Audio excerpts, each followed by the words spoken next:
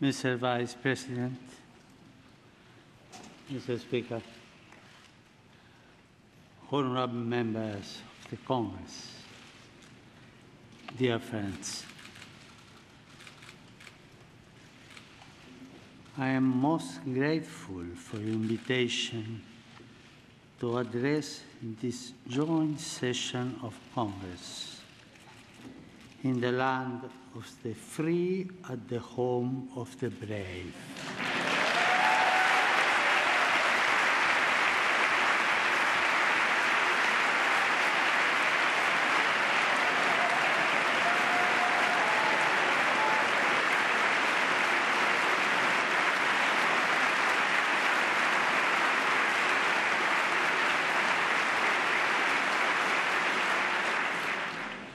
I would like to think that the reason for this is that I too am a son of this great continent from which we have all received so much and toward which we share a common responsibility.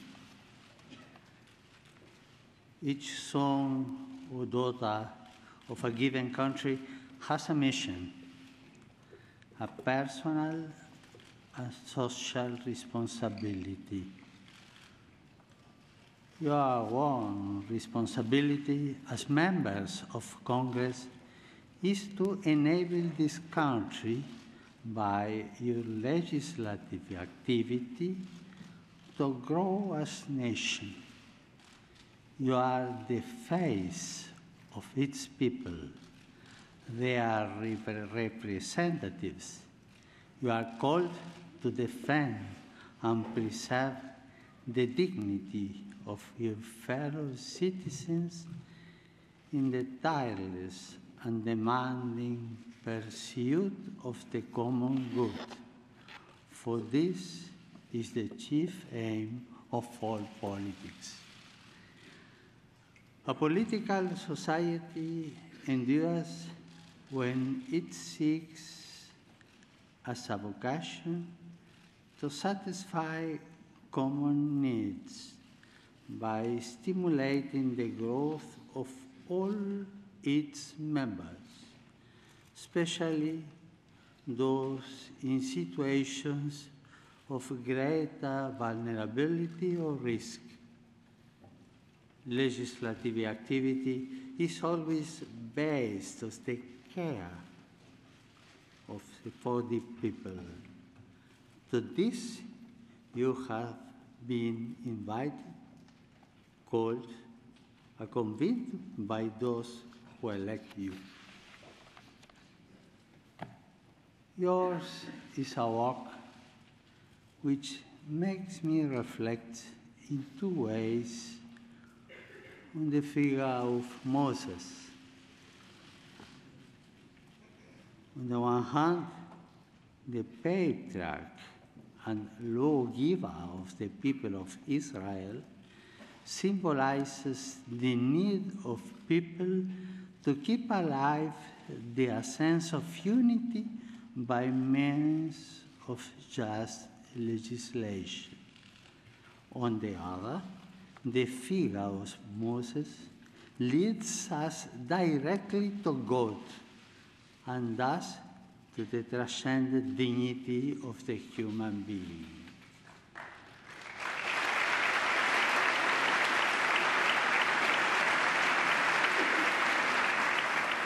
Moses provides us with a good synthesis of a work.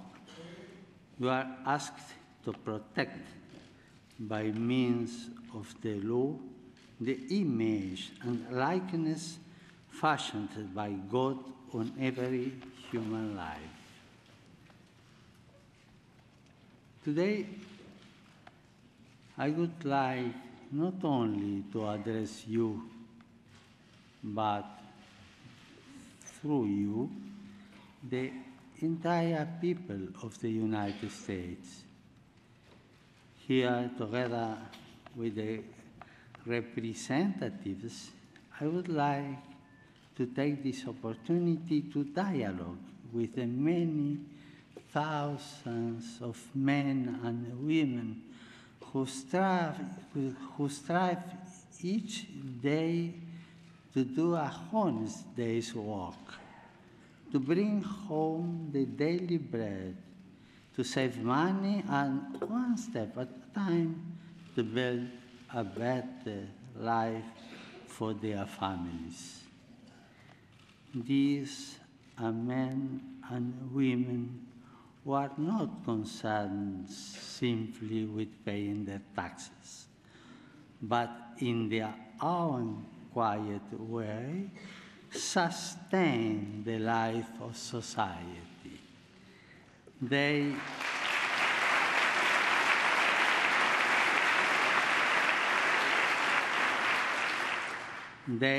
generate solidarity by their actions, and they create organizations which offer a helping hand to those most in need. I would also like to enter into dialogue with the many elderly persons who are a storehouse of wisdom forged by experience and who seek in many ways, especially through voluntary work, to share their stories and their insights. I know that many of them are retired, but still active. They keep working to build up this land.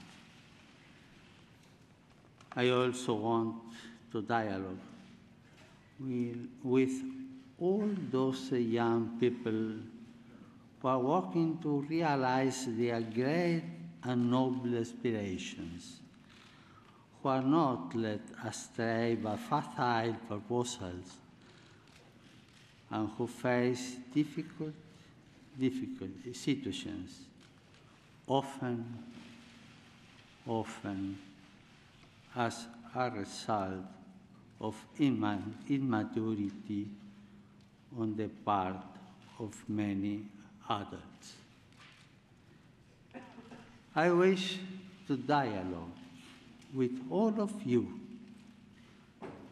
and I would like to do so through the historical memory of your people. My visit takes place at a time when men and women of goodwill are marking the anniversaries of several great Americans.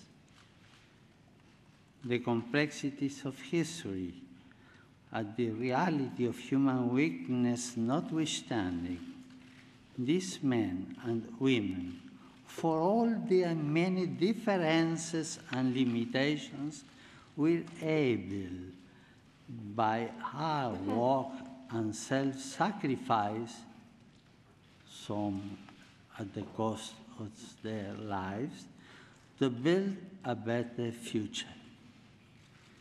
They shaped fundamental values which endure forever in the spirit of the American people. A people with this spirit can live through many crises, tensions, and conflicts, while always finding the resources to move forward and to do so with dignity. These men and women offer us a way of seeing and interpreting reality. In honoring their memory, we are inspired even amid conflicts and in the here and now of each day to draw upon our deepest cultural reserve. I would like to mention four of these Americans: Abraham Lincoln, Martin Luther King, Dorothy Day, and Thomas Merton.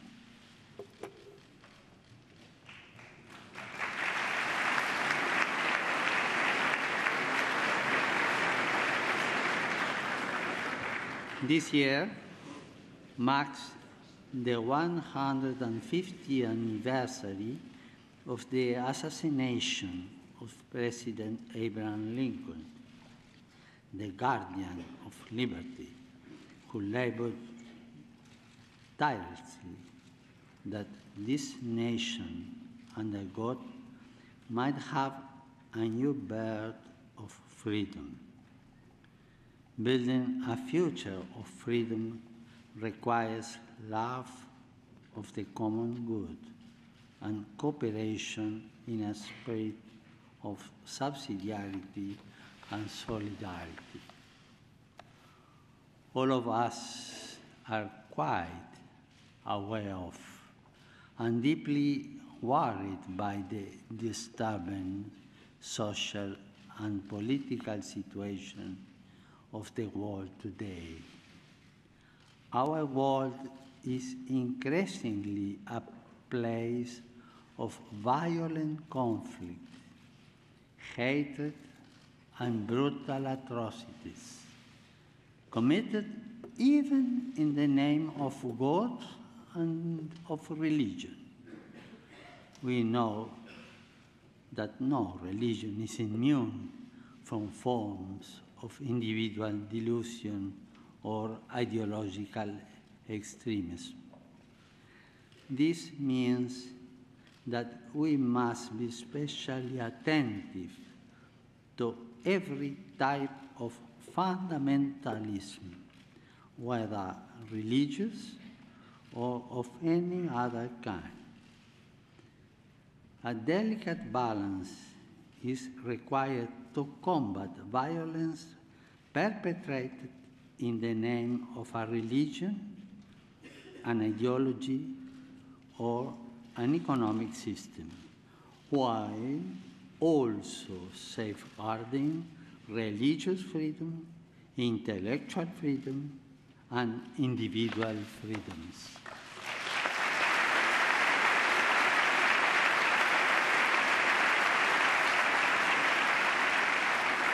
But there is another temptation which we must especially guard against. The simplistic reductionism which sees only good or evil, or, if you will, the righteous and sinners. The contemporary world, with its open wounds, which affect so many of our brothers and sisters, demands that we confront every form of polarization, which would divide it into these two camps. We know that in the attempt to be fit of enemy without, we can be tempted to feed the enemy within, to imitate the hatred and violence of tyrants and murderers is the best way to take their place. That is something which you, as people, reject.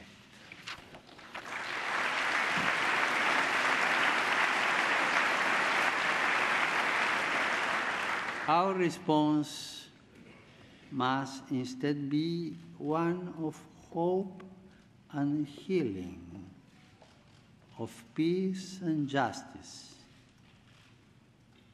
We are asked to summon the courage and the intelligence to resolve today's many geopolitical and economic crises. Even in the developed world, the effects of unjust structures and actions are all too apparent. Our efforts must aim at restoring hope, righting wrongs, maintaining commitments, and thus promoting the well-being of individuals and of peoples. We must move forward together as one in a renewed spirit of fraternity and solidarity, cooperating generously for the common good.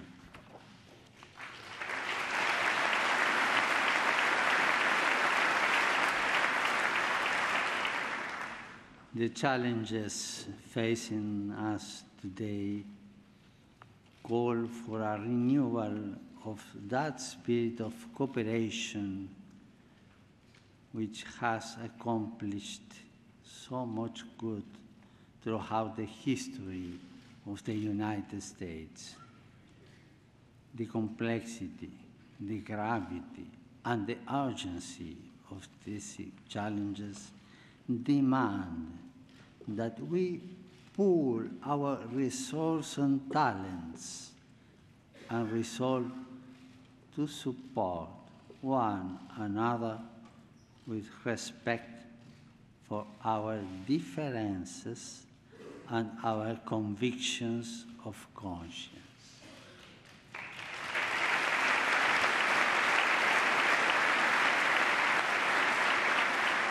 In this land, the various religious denominations have greatly contributed to building and strengthening society.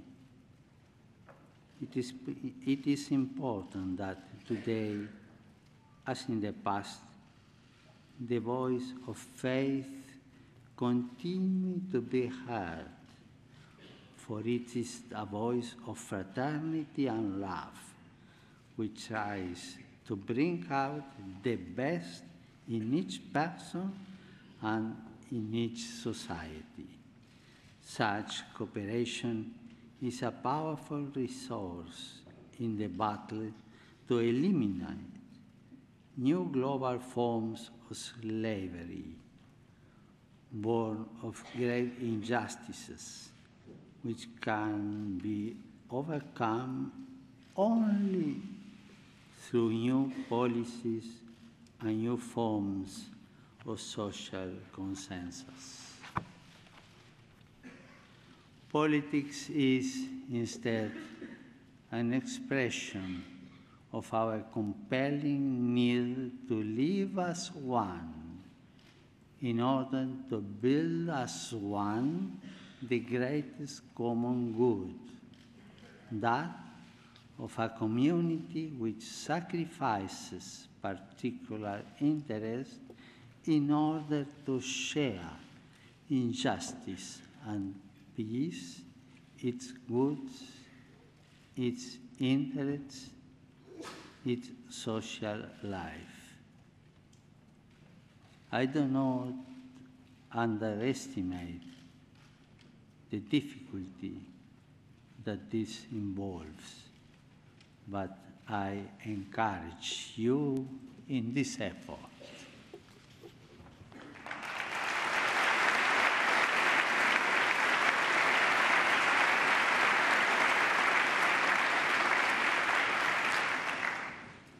Here too, I think of the march which Martin Luther King led from Selma to Montgomery 50 years ago as part of the campaign to fulfill his dream of full civil and political rights for African Americans.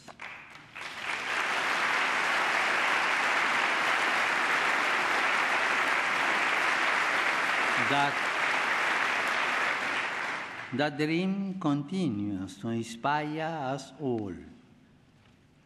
And I am happy that America continues to be, for many, a land of dreams.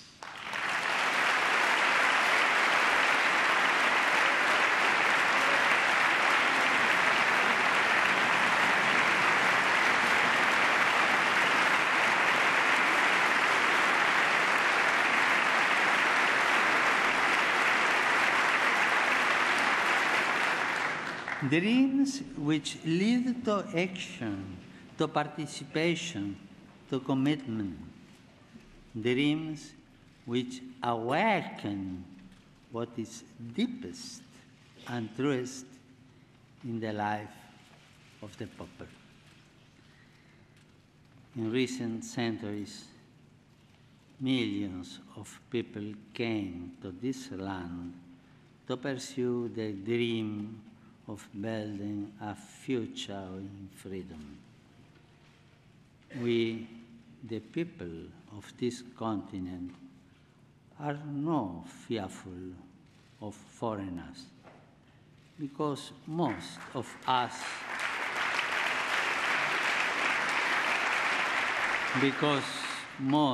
us were once foreigners.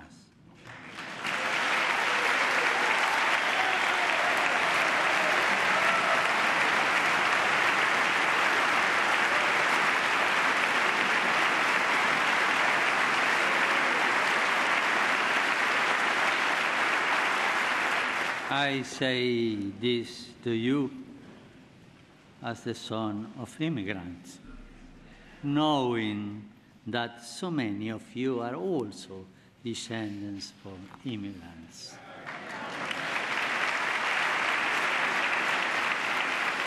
Tragically, the rights of those who were here long before us were not always respected. For those peoples and their nations, from the heart of American democracy, I wish to reaffirm my highest esteem and appreciation. Those first contacts were often turbulent and violent, but we know that it's very difficult to judge the past by the criteria of the present.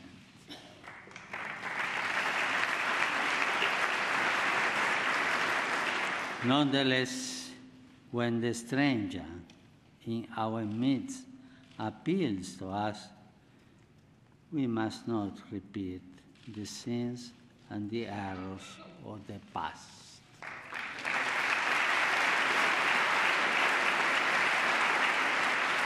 We must resolve now to live as nobly and as justly as possible, as we educate new generations not to turn their back on our neighbors and everything around us. Building a nation calls us to recognize that we must constantly relate to others, rejecting a mindset of hostility in order to adopt one of reciprocal subsidiarity in a constant effort to do our best. I'm confident that we can do this.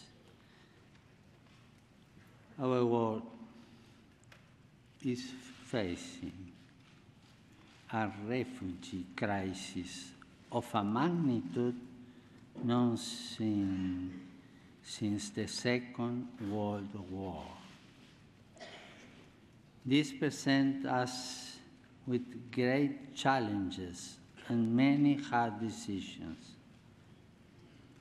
On this continent, too, thousands of persons are led to travel north in search of a better life for themselves and for their loved ones, in search of greater opportunity. It is not what we want for our own children.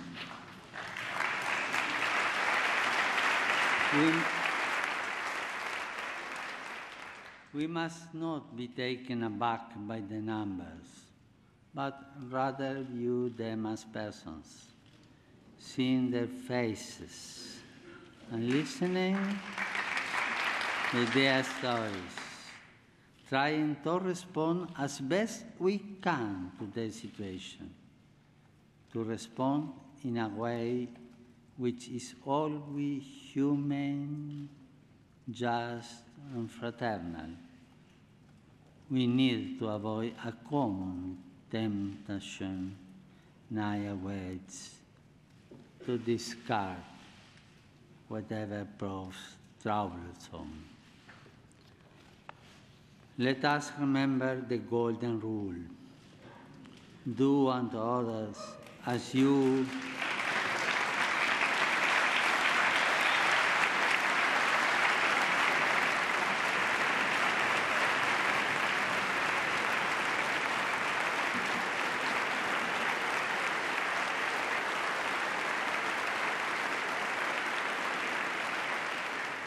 do unto others as you will have them do unto you.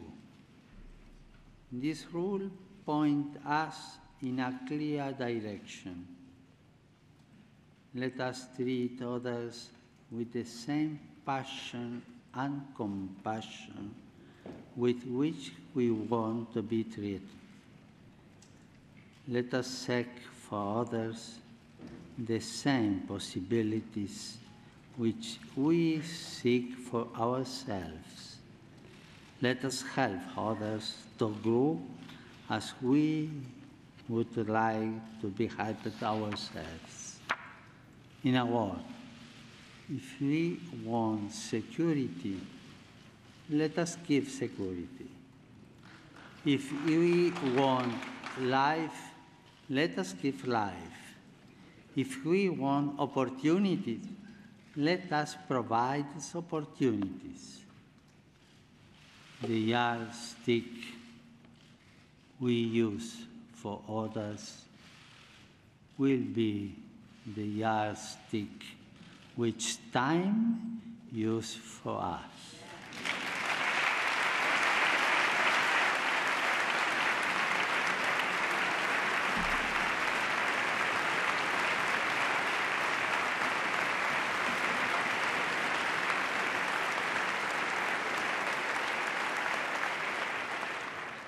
The Golden Rule also reminds us of our responsibility to protect and defend human life at every stage of its development.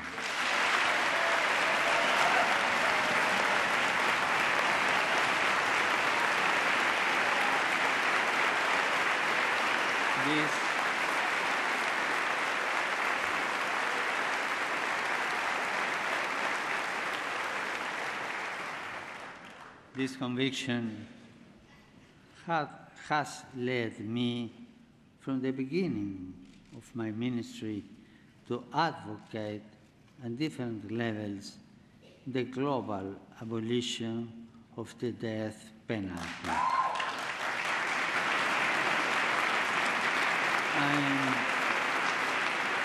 I am convinced that this way is the best, since every life is sacred.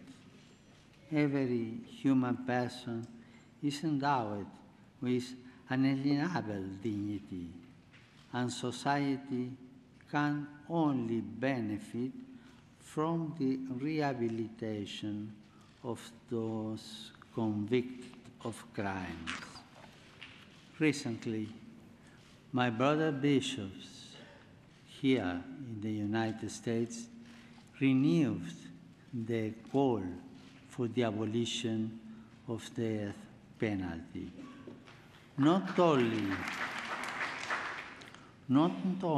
do I support them, but I also offer encouragement to all those who are convinced that a just and necessary punishment must never exclude the dimension of hope and the goal of rehabilitation.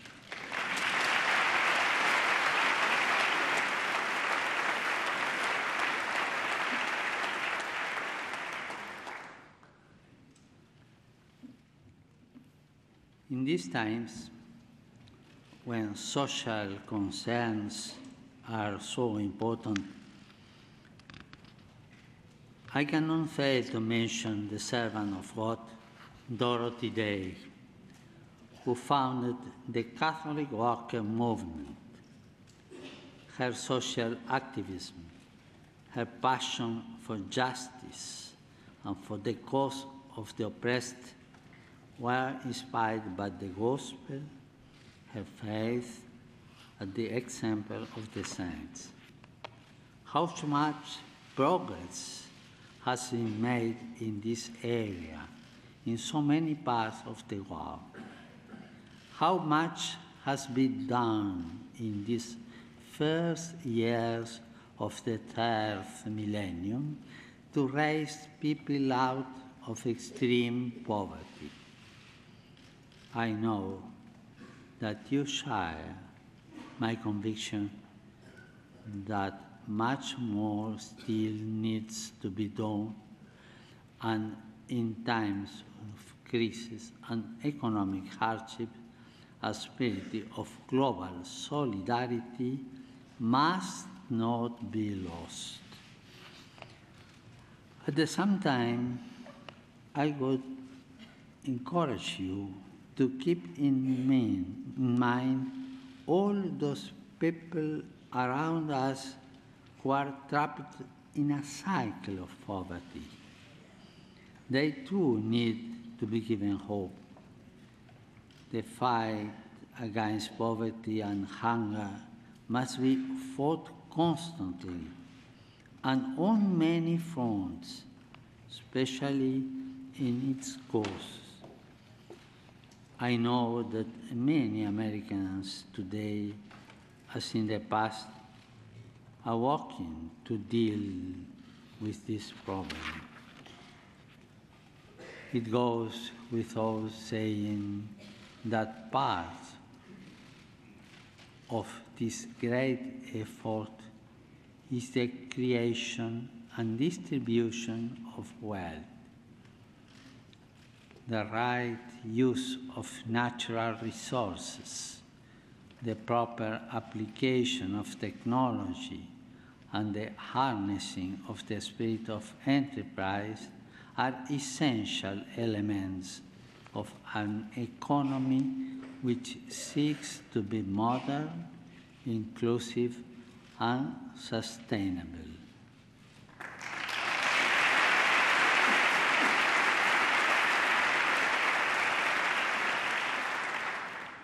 Business is a noble vocation directed to producing wealth and improving the world.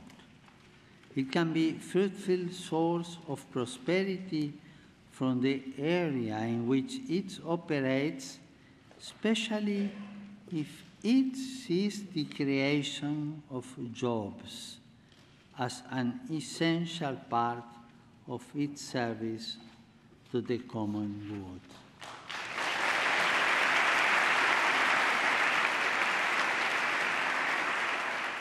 This common good also includes the earth, a central theme of the encyclical, which I recently wrote in order to enter into the dialogue with all people about our common home.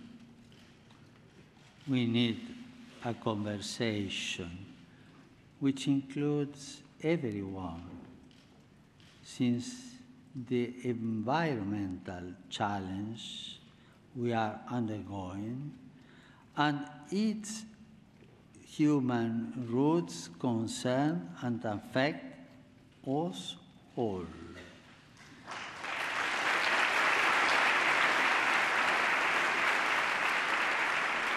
In Laudato Si, I call for a courageous and responsible effort to redirect our steps and to avert the most serious effects of the environmental deterioration caused by human activity. I'm convinced that we can make a difference, I'm sure. And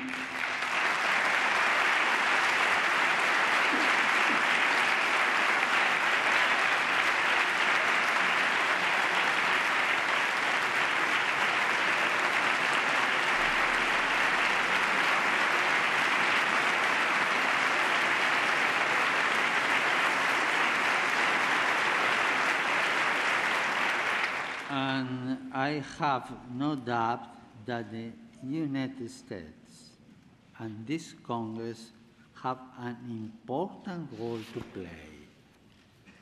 Now is the time for courageous action and strategies aimed at implementing a culture of care and an integrated approach to combating poverty, restoring dignity to the excluded, and at the same time, protecting nature.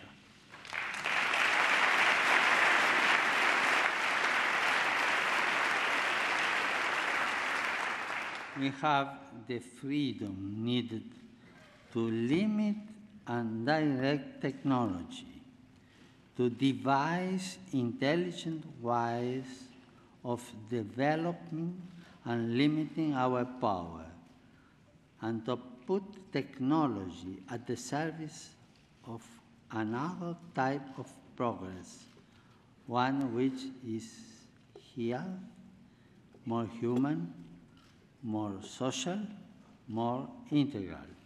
In this regard, I am confident that America's outstanding academic and research institutions can make a vital contribution in the years ahead.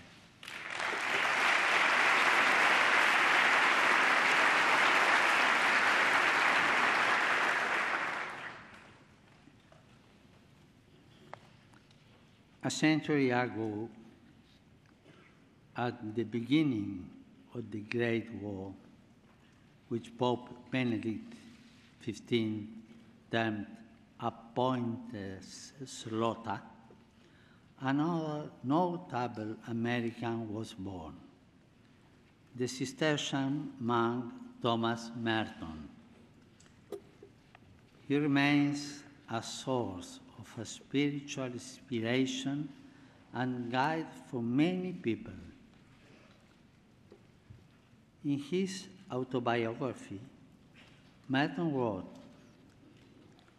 "I came into the world free by nature, in the image of God.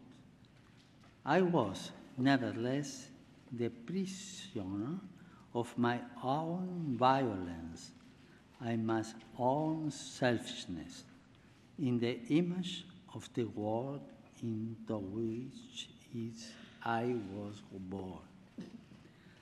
That world was the picture of hell, full of men like myself, loving God and yet hating Him, born to love Him, living instead in fear of hopeless self-contradictory hungers."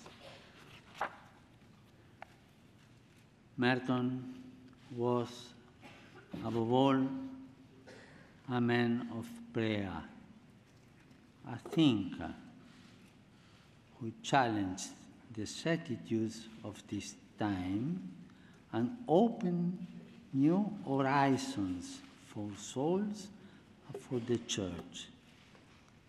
He was also a man of dialogue, a promoter of peace between peoples and religions.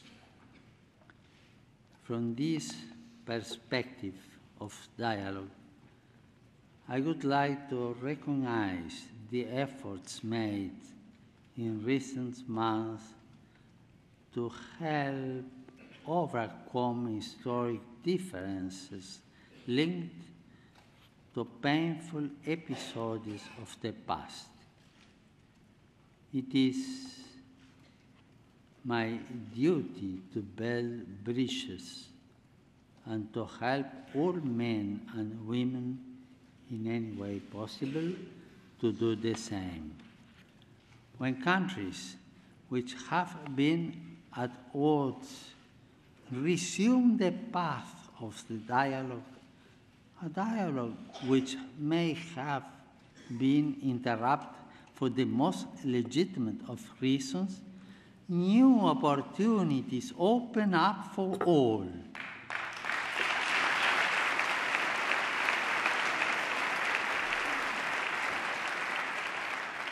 This that required and requires courage and daring, which is not the same as irresponsibility. A good political leader is one who,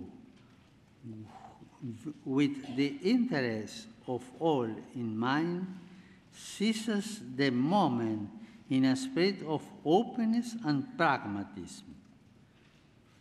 A good political leader always opts to initiate processes rather than possessing space.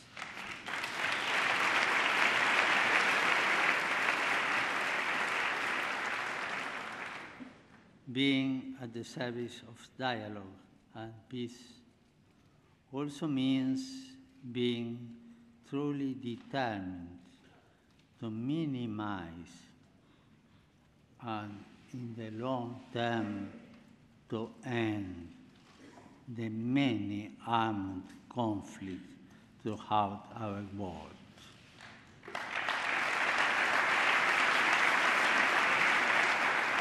Here we have to ask ourselves, why are deadly weapons being sold to those who plan to inflict untold suffering on individuals and society? Sadly, the answer, as we all know, is simply for money. Money that is drenched in blood, often innocent blood. In the face of the shameful and culpable silence, it is our duty to confront the problem and to stop the arms stride.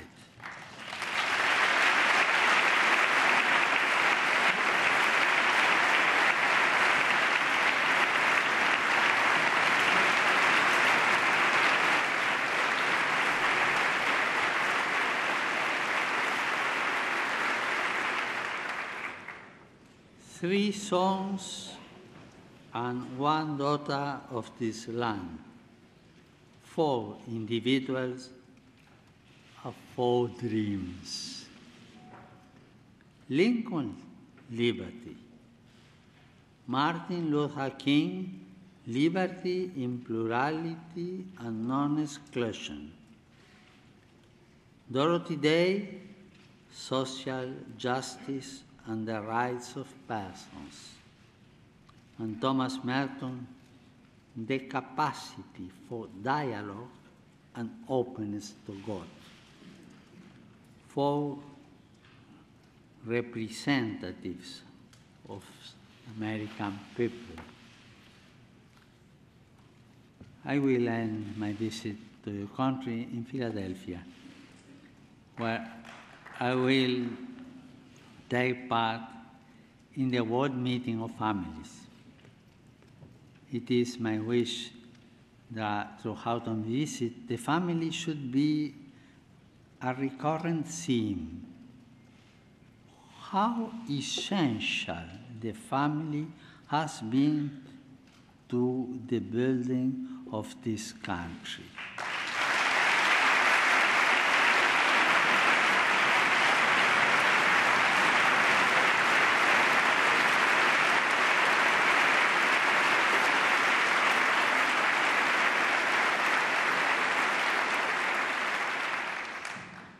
And how worthy it remains for our support and encouragement.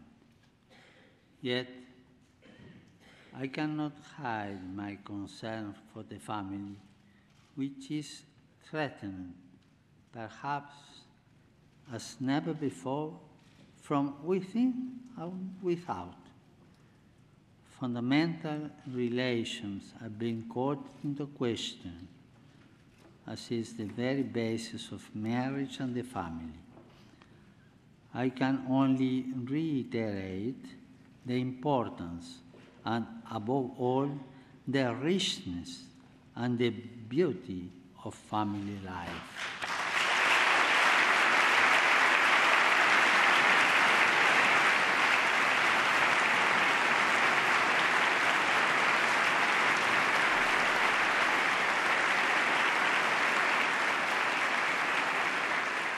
In particular, I would like to call attention to those family members who are the most vulnerable, the young. For many of them, a future filled with countless possibilities beckons. Yet so many others seem disoriented and aimless, trapped in a hopeless maze of violence, abuse, and despair. Their problems are our problems.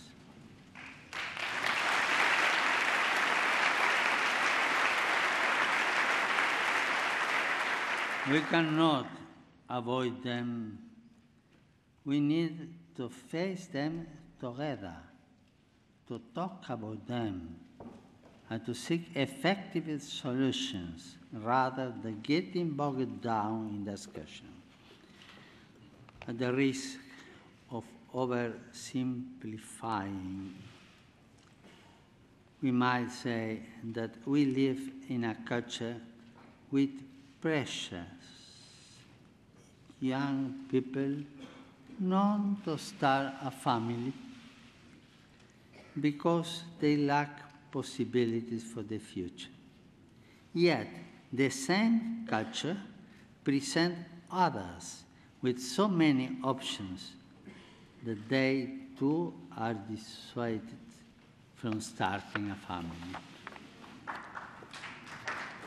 A nation can be considered great when it defends liberty, as Lincoln did, when it fosters a culture which enables people to dream of full rights for all brothers and sisters, as Martin Luther King sought to do, when it strives for justice and the cause of the oppressed, as Dorothy Day did by her tireless work, the fruit of a faith which becomes dialogue and sows peace in the contemplative style of Thomas Merton.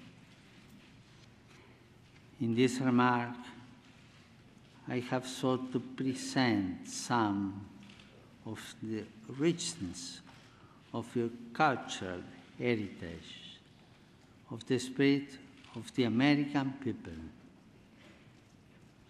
It is my desire that this spirit continue to develop and grow so that as many young people as possible can inherit and dwell in a land which has inspired so many people to dream.